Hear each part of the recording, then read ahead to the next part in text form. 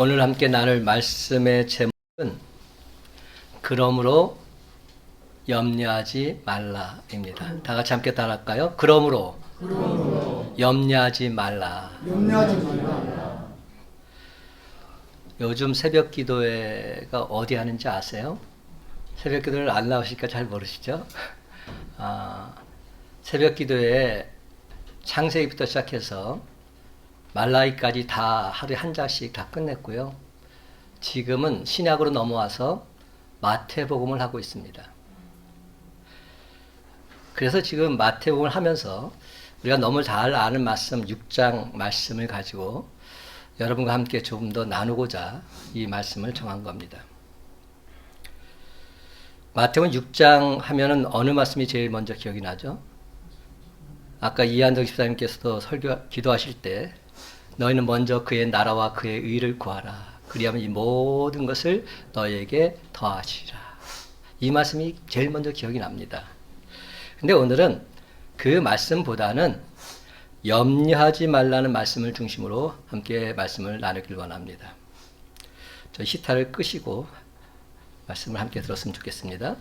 근데 여러분, 염려는 어떤 모습일까요? 염려는 여러분들 차가 다 있으시면 아시겠지만 자동차를 시동을 걸고 자동차를 움직이려고 할 것 같으면 그것을 중립에 놓아서는 안 되잖아요. 그렇죠? 드라이브에 놔야지 자동차가 이제 시동이 걸려서 나갈 수 있습니다. 근데 내추럴 중립에 놓고서 아무리 악셀레터를 밟아도 소리만 요란할 뿐 차는 전혀 움직이지 않습니다. 염려가 이와 같다는 겁니다. 정서적으로, 영적으로, 육신적으로 에너지만 엄청 소모될 뿐 아무런 효과가 나타나지 않습니다. 그러니까 염려는 한마디로 말해서 백해무익한 겁니다. 아무런 쓰잘데기가 없는 겁니다. 근데 여러분들 염려 안 하세요? 항상 염려하시잖아요. 참으로 안타깝게도 우리는 이런 사실을 너무나도 잘 알고 있음에도 불구하고 계속해서 또 염려하며 살아갑니다. 왜 그럴까요? 염려하는 것이 아예 습관화 되어버렸기 때문에. 아예 습관화 되어버렸어요. 염려가. 토저 선생은 이런 말을 했습니다. 하나님의 자녀들에게 우연이란 있을 수 없다. 하나님의 자녀들은 단지 이미 약속된 길을 걸을 뿐이다. 돌발적인 사고가 일어나거나 불행이 그 길을 막을 수도 있다. 하지만 불행이란 것도 사실은 겉보기의 불행으로 보일 뿐 실상은 불행이 아니다. 다만 우리가 하나님 섭리의 비밀스러운 참뜻을 읽어내지 못하기 때문에 그것을 불행하다 여기고 염려하고 있는 것이다. 사랑하는 성도들은 만약 10계명이 한 가지 계명을 더 추가한다고 한다면 11계명으로 어떤 말이 추가되어야 할까요? 저는 아무것도 염려하지 말라. 바로 이 말씀이 추가되어야 한다고 생각합니다. 그만큼 이 염려란 문제는 중요한 주제입니다. 만약 우리가 염려하지 않는다면 불신자와 뚜렷하게 구별이 될 것입니다. 그래서 세상 사람들 모두 다 염려하는데 우리가 염려하지 않고 살아간다면 이것이 바로 그리스도인의 정체성이 될 수 있습니다. 세상 사람들은 흉내낼 수 없습니다. 세상 사람들은 염려로부터 결코 자유로울 수 없습니다. 그러나 분명한 사실은 그것이 무엇이든 우리가 염려한다고 해서 해결되는 것은 아니라는 데 있습니다. 여러분, 우리네 인생을 갉아먹는 두 개의 적이 있는데요. 그 적 하나는 어제에 대한 후회입니다. 또 다른 적 하나는 내일에 대한 염려입니다. 어제에 대한 후회, 내일에 대한 염려. 항상 이걸로 인해서 우리가 인생 살아가면서 수많은 어려움을 겪고 있어요. 항상 후회합니다. 내가 이랬으면 좋았을 텐데, 또 앞으로 다가올 일에서 앞으로 다가오지도 않았는데 미리 걱정하면서 염려하면서 도대체 어떻게 살아야 될까? 정말로 힘들고 어려운 삶을 살아갑니다.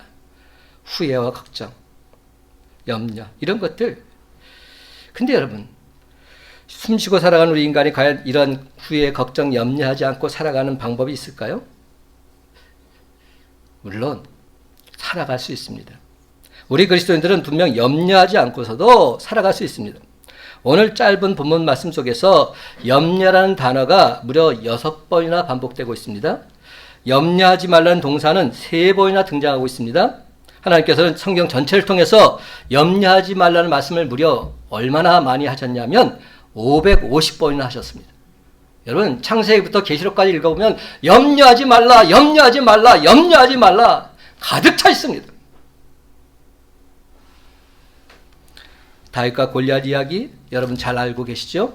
이스라엘의 모든 장수들이 골리앗의 덩치에 주눅이 들어서 벌벌 떨고 있을 때 소년 다윗은 오히려 역발상으로 생각했습니다. 덩치가 너무나 커서 쉽게 맞출 수 있겠다 이렇게 생각한 겁니다. 똑같은 환경, 똑같은 사정을 바라보고 한쪽은 처부 속에 너무나 큰 존재라 말했지만 다른 한쪽은 커서 맞히기 좋은 표적이다 이렇게 말한 겁니다. 이처럼 어떤 관점에서 바라보고 어떻게 해석하느냐에 따라서 얼마든지 달라질 수 있습니다. 그렇습니다, 여러분.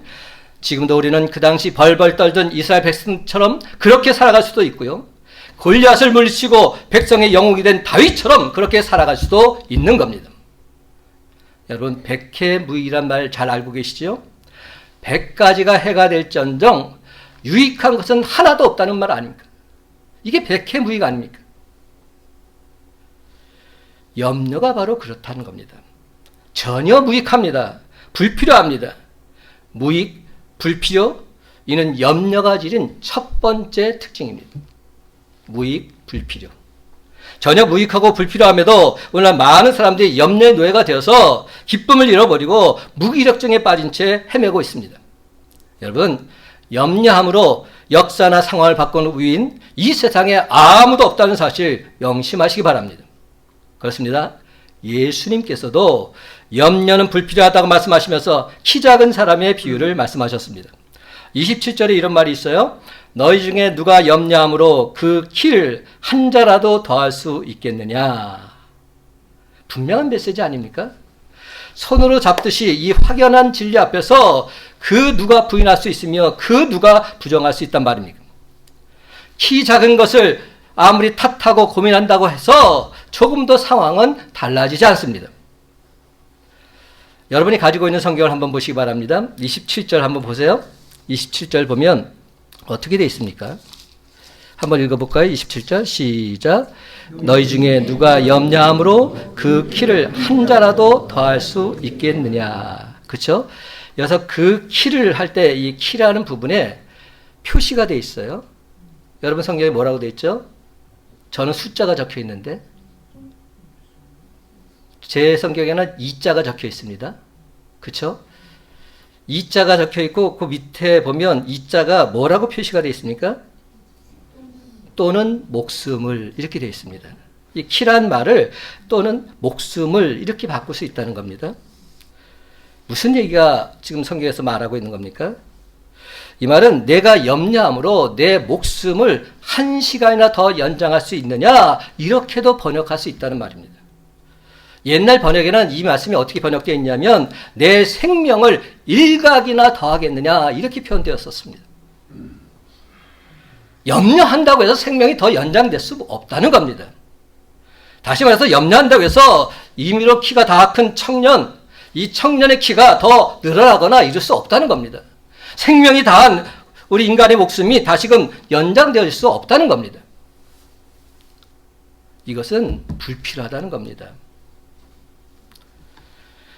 두 번째로 염려는 무익 불필요할 뿐만 아니라 유해하기까지 합니다. 해롭다는 말입니다. 여러분 염려하다 보면 다 몸에 해로워요. 염려는 말을 성경 원어에서 메림네오라고 썼는데요. 이 말은 메르나오, 쪼갠다, 갈라낸다 이 말과 누스, 마음이란 말이 합쳐서 된 말입니다. 그러니까 염려는 무슨 말입니까? 우리 마음을 갈라놓는 겁니다. 인격을 분열시킵니다. 갈라진 인격을 가진 사람은 그 모든 일에 견고함이 없고 변덕스럽기까지 합니다. 이처럼 염려는 우리 감정을 쪼개어서 상하게 만듭니다. 염려하면 감정이 상하기 때문에 무엇이든지 있는 그대로 보지 않고 색안경을 끼고 보게 됩니다. 그러므로 그런 사람은 어떤 사건이든 똑바로 볼 수가 없습니다.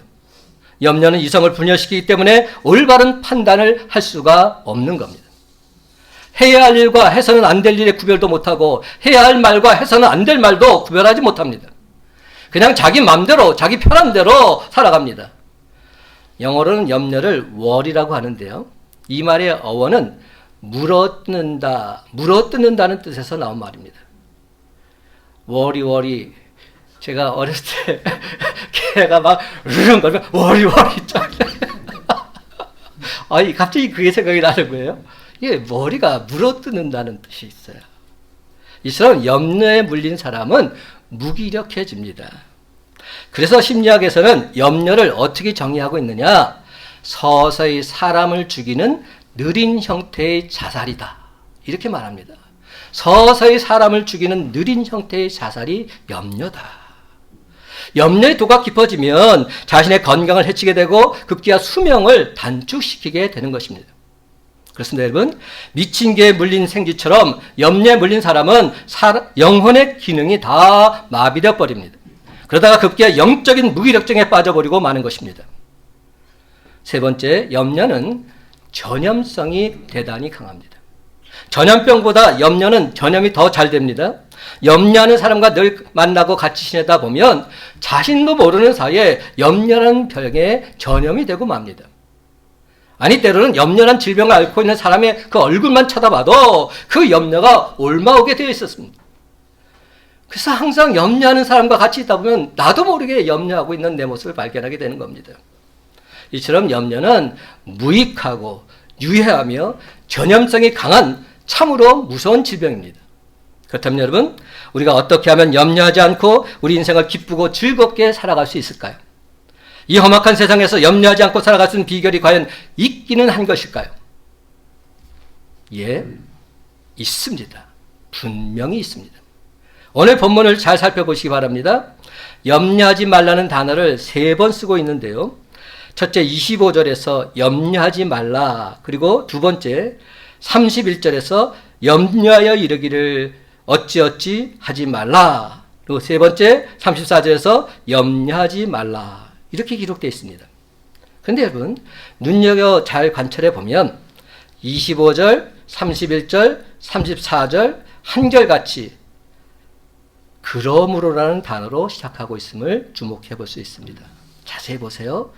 25절도 그러므로, 그리고 또 31절도 그러므로, 34절도 그러므로. 그러므로 염려하지 말라. 제가 오늘 말씀의 제목을 정한 이유가 바로 여기에 있습니다. 그러므로 염려하지 말라. 이런 공식이 성립되는 것입니다. 그러므로 바로 이 접속사 단어 하나에 염려하지 않을 수 있는 비결이 담겨져 있으며 염려하지 않는 능력이 담겨져 있습니다. 그러므로라는 접속사가 가지고 있는 뜻을 풀이해서 말해보자면 제가 새벽 시간에도 분명히 말씀드렸습니다. 어떤 뜻이 담겨 있느냐? 이미 선택과 결론이 내려졌으므로. 그러므로의 뜻은 이런 뜻입니다. 이미 선택과 결론이 내려졌으므로.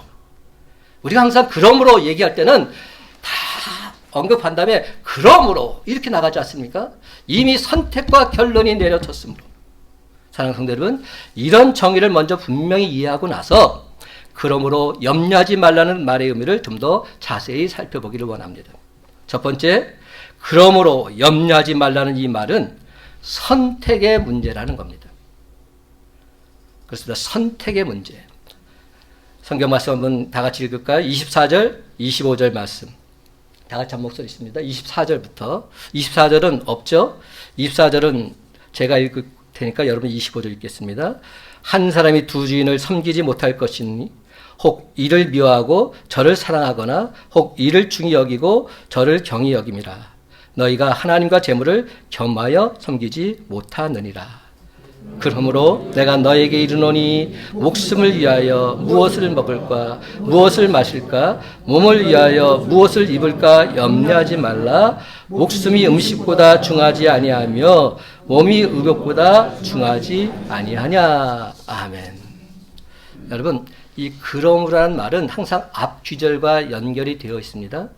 24절에 어떤 내용들이 있습니까? 한 사람이 두 주인을 섬기지 못할 것이니 너희가 하나님과 재물을 겸하여 섬기지 못하느니라.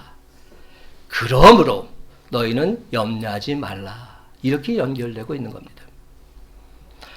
이를 이미 선택과 결론이 내려졌으므로 이 말과 대입해서 생각해 본다면 재물과 하나님, 세상과 하나님 사이에서 너희는 이미 하나님 쪽으로 선택과 결론이 내려졌으므로 전혀 염려할 필요가 없다. 이 말씀을 주고 계신 겁니다. 재물이 있고 하나님이 있습니다. 세상이 있고 하나님이 있습니다. 그러나 우리는 이미 하나님 쪽으로 선택과 결론을 내린 자들입니다. 그러므로 전혀 염려할 필요가 없다. 성경은 말씀하고 있는 겁니다. 그렇습니다, 여러분. 우리는 생명과 행복의 원천이 하나님께 있음을 믿고 사는 사람들입니다. 그러므로 염려는 하나님의 자녀들 우리 신분에 도무지 어울리지 않습니다. 우리는 이미 하나님 편으로 선택이 다 끝난 사람들이기 때문에 그렇습니다. 우리는 이미 하나님 쪽으로 결론을 내리고 사는 사람들입니다. 하나님과 세상 이 갈림길에서 어느 쪽을 선택하느냐, 여기에 신자와 불신자의 구별이 있는 겁니다. 하나님을 선택한 사람은 걱정거리를 만나도 좌절하지 않습니다. 위기를 당해도 동요하거나 의기소침하지 않습니다. 이미 우리는 죽어도 하나님을 선택하겠노라 결론을 내린 사람들이기 때문에 그러므로 불안해하지 않습니다. 염려하지 않습니다. 오히려 기뻐하고 다른 사람을 위로합니다. 그렇습니다. 하나님의 자녀들은 아버지 품에 들어오기만 하면 염려할 필요가 전혀 없습니다. 하나님 앞에 고아란 있을 수 없습니다. 단지 미아만 있을 뿐입니다. 무슨 말씀인지 아시겠습니까? 하나님 앞에 고아란 있을 수 없습니다. 단지 미아만 있을 뿐입니다. 그렇지만 하나님의 자녀가 되었다면 그 잃어버린 자녀 하나님께서 반드시 치유하시고 회복시켜 주신다는 겁니다. 걱정하지 말라는 겁니다. 내가 주님 품을 따라서 잠시 잠깐 방황할 수 있습니다. 그러나 하나님께서 나를 택해 주셨기에 나는 반드시 주님 품으로 다시금 돌아오게 되어 있습니다. 여러분이 이미 하나님의 자녀들일진데 하나님께서 완벽하게 온전히 책임져 주실 줄로 믿습니다. 이 얼마나 놀라운 사실입니까? 예수님께서 내가 너에게 이르노니 목숨을 위하여 무엇을 먹을까 무엇을 마실까 몸을 위하여 무엇을 입을까 염려하지 말라. 공중의 새를 보라고 말씀하시면서 하늘 아버지께서 기르시다니 너희는 이것들보다 귀하지 아니하냐? 이렇게 묻습니다. 근데 여러분 여기에서 보라는 뜻은 단순히 눈으로 보라는 뜻이 아니라 눈으로 보고 배우라는 뜻까지 담겨져 있습니다. 눈으로 보기만 해서는 안 됩니다. 눈으로 보았다면 배워서 삶이 달라져야죠. 제가 늘 항상 하는 말씀이 있지 않습니까? 말씀을 듣기만 하면 안 됩니다. 듣고서 그 말씀대로 살아야 합니다. 그 말씀대로 살고자 애쓰고 힘써야 됩니다. 그래야 사탄 말과 틈타지 않습니다. 말씀을 듣는 데만 그치면 우리 삶은 외식하는 자의 모습일 수밖에 없는 것이죠. 바리새인의 모습일 수밖에 없는 겁니다. 남들이 나를 어떻게 볼까? 그 안목을 버리시기 바랍니다. 하나님이 여러분을 어떻게 볼까? 이것이 중요합니다.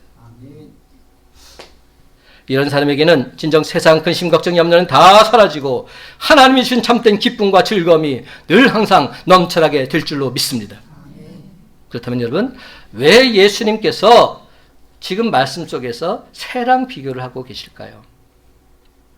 새랑 비교를 했다는 것은 새의 특징을 알아야 한다는 뜻이 담겨 있지 않을까요? 새는 어떤 특징이 있나를 한번 살펴보겠습니다.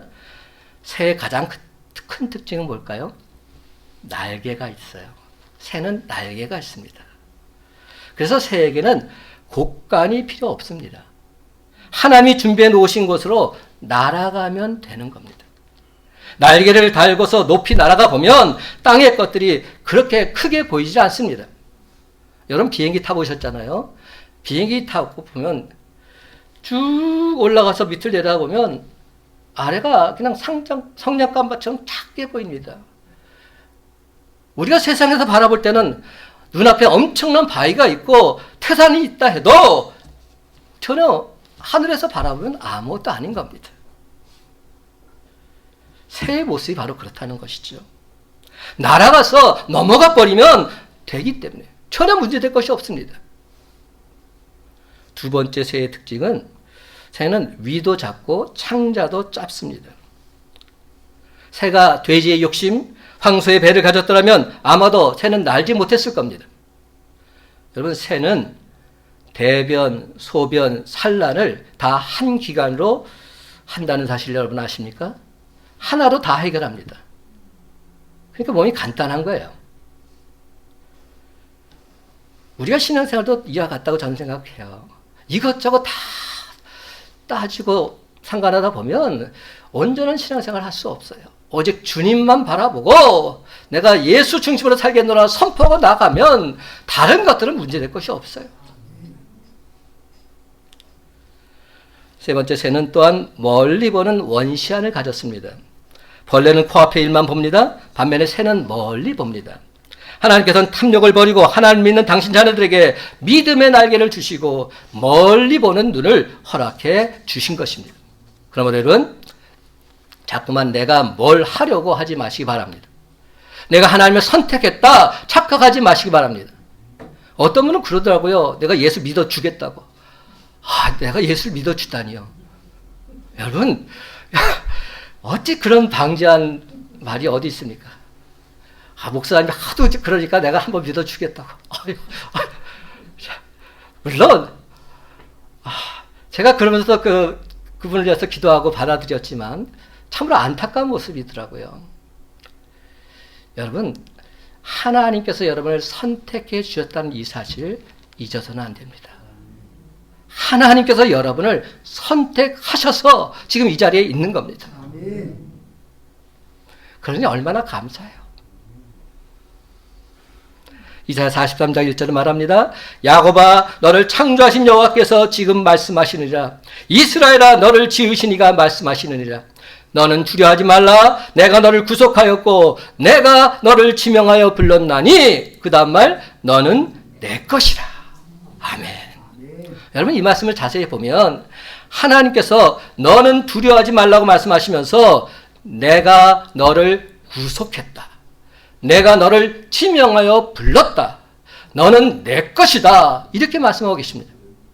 이는 한마디로 너는 내가 선택한 내 아들이다. 너는 내가 선택한 내 딸이다. 그러므로 결단코 전혀 두려워하거나 근심 걱정 염려할 필요가 없다. 이렇게 말씀하고 계신 겁니다. 하나님 아버지께서 전적으로 책임져 주시겠다 말씀해 주고 계신 겁니다. 사랑하는 성도 여러분, 우리는 진정 선택받은 하나님의 자녀들일 텐데 근심 걱정 염려는 다 하나님께 맡기고 늘 항상 주님을 찬송하면서 주님이 주신 은총을 누리며 살아가는 저와 여러분의 복된 삶이 다 되시기를 예수님의 이름으로 간절히 축원합니다. 두 번째, 오늘 말씀 속에서 발견할 수 있는 그러므로 염려하지 말라는 말의 뜻은 믿음의 문제라는 겁니다. 믿음의 문제. 믿느냐 믿지 않느냐.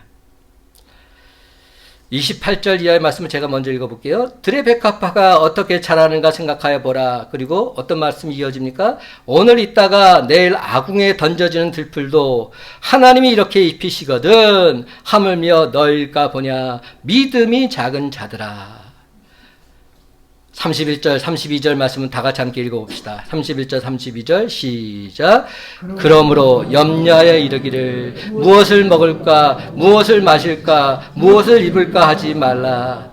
이는 다 이방인들이 구하는 것이라. 너희 하늘 아버지께서 이 모든 것이 너희에게 있어야 할 줄을 아시느니라. 아멘. 여러분, 이 말씀을 읽으면서 여성분들은 당장 이런 생각이 들지도 모르겠어요. 예수님이 지금 뭘 몰라서 이래. 예수님이 아직 총각이라서 몰라.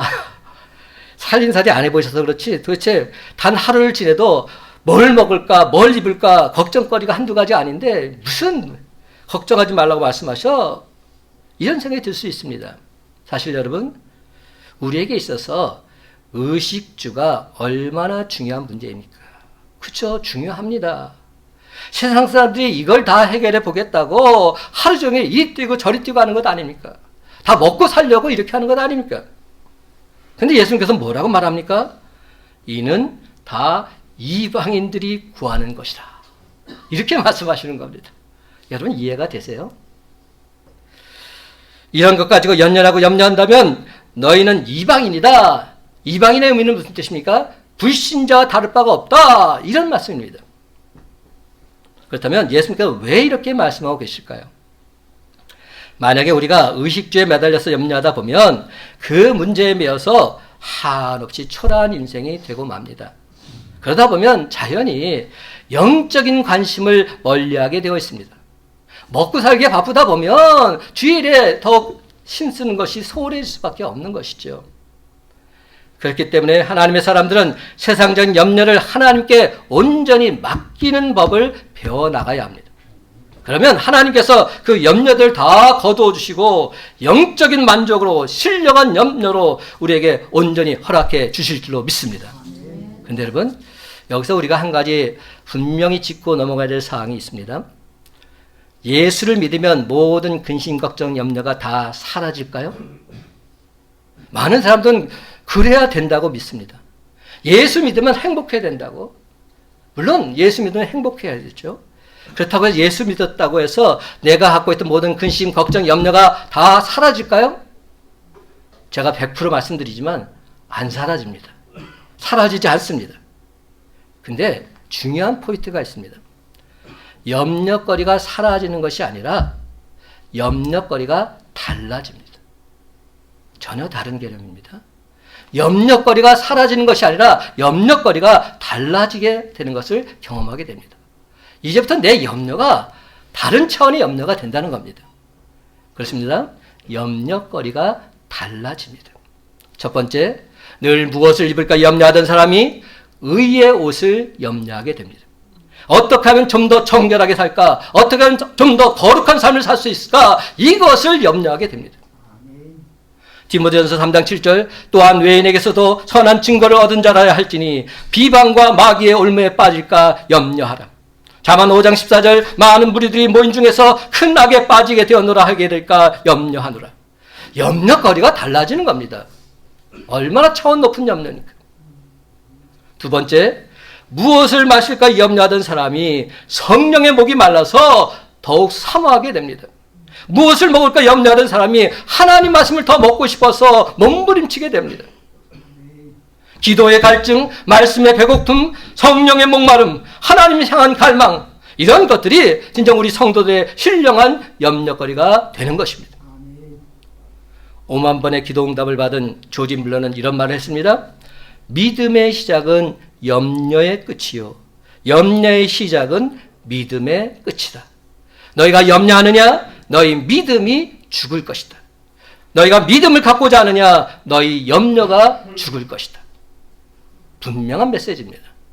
그렇습니다, 여러분. 우리는 하나님 앞에다가 근심, 걱정, 염려를 다 맡기고서 대신에 믿음과 평안을 얻는 즐거운 교환의 비밀을 배워가야 합니다. 그리하면 모든 것을 하신 하나님께서 모든 염려를 참된 평강으로 바꾸어 주실 줄로 믿습니다. 4세기 교부 가운데 크리소스톰이라는 분이 계셨는데 그가 어느 날 체포되어서 로마 황제 앞에 서게 됩니다. 황제의 회의를 듣지 않는 크리소스톰에게 황제가 말합니다. 나는 너의 전 재산을 몰수할 수 있다. 이에 크리소스톰은 이렇게 말합니다. 저의 재산은 하늘에 있습니다. 나는 너를 가족과 이웃으로부터 떼어놓겠다. 나의 가족과 친구는 하늘에 계신 예수님이십니다. 나는 너를 이 나라에서 영원히 추방하리라. 저의 나라는 하늘나라입니다. 나는 너의 목숨을 끊으리라. 저의 생명은 이미 하나님 품에 있습니다. 크리소스톰은 이어서 말합니다. 황제여, 당신이 저에게서 빼앗을 수 있는 것은 아무것도 없습니다. 저의 모든 것은 다 하나님께 있습니다. 그런데 이런 확신에 찬 고백이야말로 진정 영적인 교환, 즐거운 교환을 맛본 멋진 신앙인의 태도가 아니겠습니까? 그렇습니다. 이런 모습이야말로 세상 사람들이 전혀 맛볼 수 없는 하나님 자녀들의 당당한 모습이라 할 수 있습니다. 사도 바울처럼 예수 십자가를 통해서 나는 죽고 예수 부활을 통해서 내가 다시 살아난 영적인 교환을 경험한 사람, 그는 진정 세상 염려를 신령한 염려로 교환한 즐거운 교환의 소유자인 것입니다. 그러므로 사랑하는 성도 여러분, 하나님을 온전히 믿음으로 근심, 걱정, 염려를 다 주님께 맡기고서 그 대신에 참된 기쁨과 평안을 누림으로 즐거운 교환의 비밀을 만끽하며 살아가는 저와 여러분의 삶이 다 되시기를 예수님의 이름으로 간절히 축원합니다. 마지막 세 번째로 34절에 그러므로 염려하지 말라는 말의 뜻도 살펴봅시다. 이 말씀 우리가 너무 잘 아는 말씀이니까. 우선순위의 문제라는 것은 이미 다 알고 계시죠. 우선순위의 문제다. 먼저 할 일을 무엇을 하느냐, 이게 중요하다는 겁니다. 33절 34절 한 목소리 있습니다. 그런즉 시작. 그런즉 너희는 먼저 그의 나라와 그의 의를 구하라. 그리하면 이 모든 것을 너희에게 더하시리라. 그러므로 내일 일을 위하여 염려하지 말라. 내일 일은 내일이 염려할 것이요 한날의 괴로움은 그날로 족하니라. 아멘. 33절은 너무나 잘 알고 34절 말씀 여기에 보면 34절이 그러므로 내일 일을 위하여 염려하지 말라. 내일 일은 내일이 염려할 것이요 한날의 괴로움은 그날로 족하니라. 근데 여러분이 전에 갖고 계시던 개역 한글판에서는 어떻게 이게 표현됐을까요? 내일 일은 내일 염려할 것이요, 이렇게 쓰여져 있었습니다. 몇 년 전까지만 쓰던 성경 보시면, 집에 있는 성경 보세요. 내일 일은 내일 염려할 것이요. 그러니까 주어가 누굽니까? 나입니다. 내일은 너 내일 염려하고 오늘은 주 안에서 기쁨과 평강을 누려라, 이렇게 받아들일 수 있는 메시지죠. 주어가 여전히 나라는 겁니다. 근데 새로 바뀐 성경에서는 내일 일은 내일이 염려할 것이요, 이렇게 번역하고 있습니다. 원문상으로는 이것이 맞습니다. 염려의 주어가 달라지는 겁니다. 염려를 하더라도 내일이라는 시간이 염려할 테니까 너는 주님 안에서 평안을 누리며 살라는 겁니다. 다시 말해서 염려는 그 시간을 반드시 하나님께서 하실 것이니까 너희가 미리 잡아당겨서 염려하면서 그렇게 앉아있지 말라는 겁니다. 전혀 다른 의미입니다. 근데 많은 사람들은 이 부분을 잘 이해하지 못해요. 그러니까 오늘은 주 안에서 기쁨과 평강을 누리고 내일은 염려하라는 이런 말로 받아들이는 거죠. 아니에요. 나는 언제 어떤 상황에 오더라도 염려해서는 안 됩니다. 주님이 다 해결하실 텐데 내가 왜 염려합니까? 내가 한다면 염려해야죠. 내 능력, 내 한계, 내 지식은 온전하지 못하기 때문에. 그러나 주님이 하신다고 하시는데 뭐가 염려입니까? 뭐가 걱정입니까? 이게 진짜 신앙인 겁니다. 여러분, 우리가 신앙이 이렇게 달라져야 됩니다. 이게 진짜 믿음입니다. 이러한 믿음이 없다면 내일은 언제나 절망일 수밖에 없습니다. 오늘은 기쁨일 수 있는데 내일은 또 절망인 거예요. 내일은 또 근심인 거예요. 내일은 또 염려인 거예요. 왜냐? 항상 내가 주체가 되기 때문에.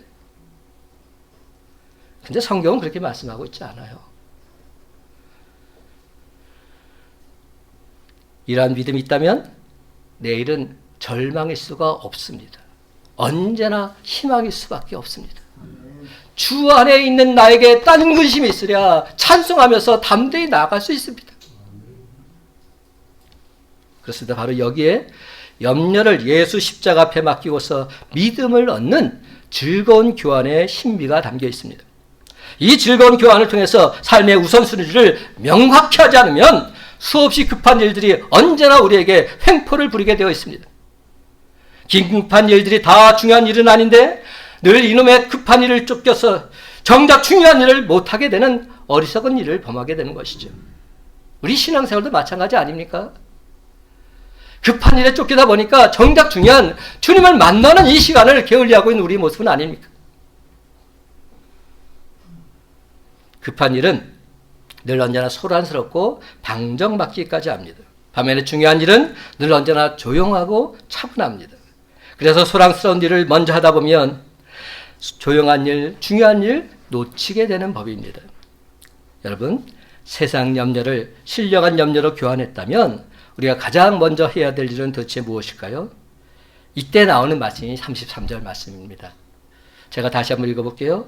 그런즉 너희는 먼저 그의 나라와 그의 의를 구하라. 그러면 이 모든 것을 너희에게 더하시리라. 아멘. 사랑하는 먼저 하나님의 나라와 하나님의 의를 구하는 삶을 사시기 바랍니다. 아멘. 하나님의 나라, 하나님의 의를 구하는 삶이 도대체 뭘까요? 쉽게 말씀드릴게요. 하나님 나라는 바로 교회로 볼 수 있습니다. 하나님의 의는 뭘까? 하나님이 원하시는 것 아닙니까? 하나님의 뜻. 하나님이 가장 기뻐하시는 게 뭡니까? 예배 드리는 걸 기뻐하시잖아요. 하나님께서 가장 기뻐하시는 모습은 우리가 예배의 자리에 나와 있는 겁니다. 그러면 모든 것을 더해준 축복이 임하게 될 것이다. 분명히 말씀하고 있습니다. 내가 먼저 해야 될 일은 주님 전에 나와서 주님께 예배드리는 삶. 이것이 회복되면 다른 것은 다 회복되게 돼 있어요.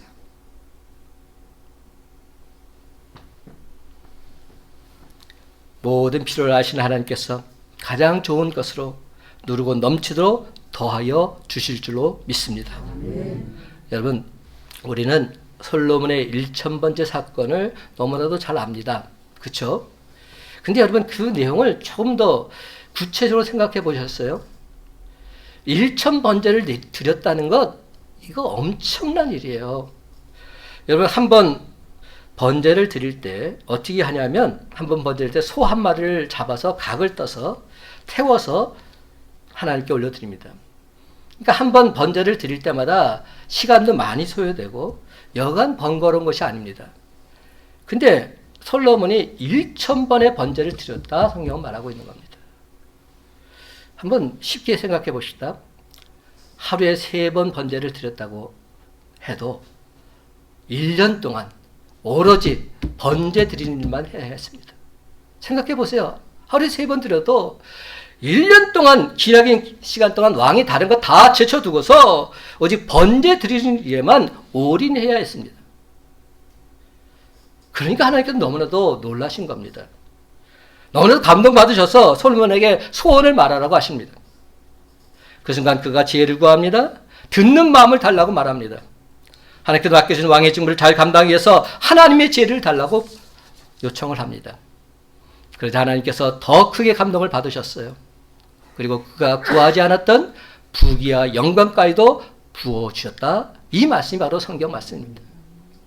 오늘 말씀과 대동소이한 내용입니다. 너희는 먼저 그의 나라와 그의 일을 구하라. 그리하면 이 모든 것을 너에게 더하시리라.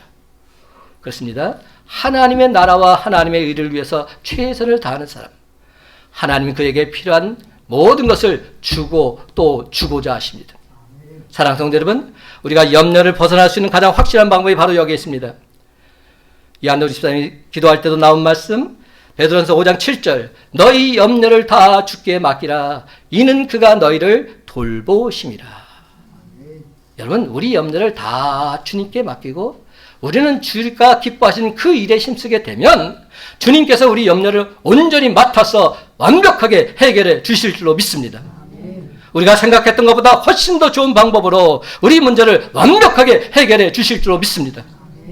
다시 한번 분명히 말씀드리지만 이런 근심, 걱정, 염려는 하나님에 대한 절대적인 믿음이 부족할 때 생겨나게 되어 있습니다.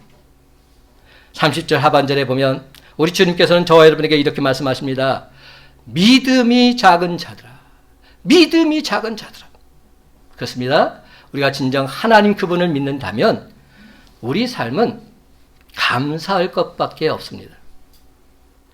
하나님에 대한 절대적인 믿음은 범사에 감사로 나타납니다. 하나님에 대한 절대적인 믿음을 가지면 이것도 감사, 저것도 감사죠. 내가 기쁘고 행복할 때도 물론 감사하지만 슬프고 외로울 때도 감사할 수 있습니다. 왜냐하면 그 속에서 하나님의 뜻을 발견하기 때문에. 아, 하나님, 이래서 나를 이렇게 인도하셨군요. 오히려 감사가 울러 나오게 돼 있어요. 34절 말씀, 오늘 우리에게 주신 결론의 말씀. 그러므로 내일 일을 위하여 염려하지 말라. 내일 일은 내일이 염려할 것이요 한날의 괴로움은 그날로 족하니라. 그렇습니다. 우리는 감사 또 감사하느라 시간이 모자랄 지경이 되는 겁니다. 그러면 사랑하는 성도 여러분, 이제부터 주가 주시는 새로운 날들에 늘 언제나 감사하면서 내게 주어진 하루하루를 기쁘고 즐거운 마음으로 찬송하며 사시기 바랍니다. 그러다 보면 어느덧 근심 걱정은 사라지고 주님이 주신 참된 평안과 위로가 우리 삶 속에 가득 넘쳐나게 될 줄로 믿습니다. 찬송가 370장 1절은 말합니다. 주 안에 있는 나에게 딴 근심이 있으랴 십자가 밑에 나아가 내 짐을 풀었네. 주님을 찬송하면서 할렐루야 할렐루야 내 앞길 멀고 험해도 나 주님만 따라가리. 아멘입니다. 이제 말씀을 맺습니다. 사랑하는 성도 여러분, 먼저 하나님의 나라와 하나님의 뜻을 구하며 사십시다. 그러면 근심 걱정 염려는 다 사라지고 모든 것을 더하여 주신 하나님의 은총 똑똑히 목도하게 될 줄로 믿습니다. 그렇습니다. 여러분, 늘 항상 주 안에서 모든 영광 모든 찬송을 하나님께 돌리면서 주의 행하심을 온 세상에 기쁘고 즐겁게 간증하며 살아가는 저와 여러분의 복된 삶이 다 되시기를 예수님의 이름으로 간절히 축원합니다.